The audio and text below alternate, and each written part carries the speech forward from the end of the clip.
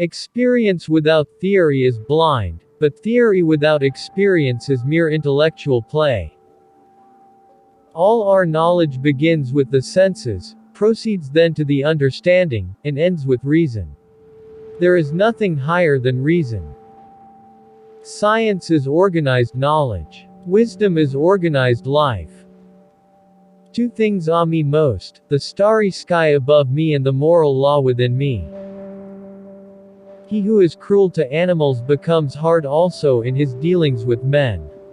We can judge the heart of a man by his treatment of animals. In law, a man is guilty when he violates the rights of others. In ethics, he is guilty if he only thinks of doing so. Morality is not the doctrine of how we may make ourselves happy, but how we may make ourselves worthy of happiness. Live your life as though your every act were to become a universal law. If man makes himself a worm, he must not complain when he is trodden on. Always recognize that human individuals are ends, and do not use them as means to your end. Seek not the favor of the multitude, it is seldom got by honest and lawful means. But seek the testimony of few, and number not voices, but weigh them. Immaturity is the incapacity to use one's intelligence without the guidance of another. It is not necessary that whilst I live happily, but it is necessary that so long as I live I should live honorably.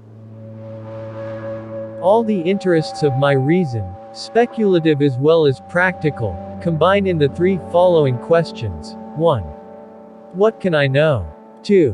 What ought I to do? 3. What may I hope? From such crooked wood as that which man is made of, nothing straight can be fashioned. The only objects of practical reason are therefore those of good and evil. For by the former is meant an object necessarily desired according to a principle of reason, by the latter one necessarily shunned, also according to a principle of reason. So act that your principle of action might safely be made a law for the whole world.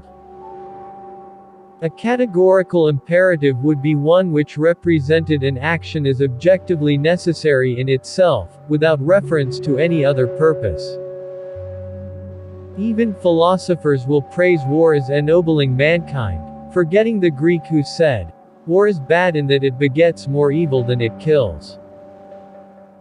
All thought must, directly or indirectly, by way of certain characters, relate ultimately to intuitions, and therefore, with us, to sensibility, because in no other way can an object be given to us.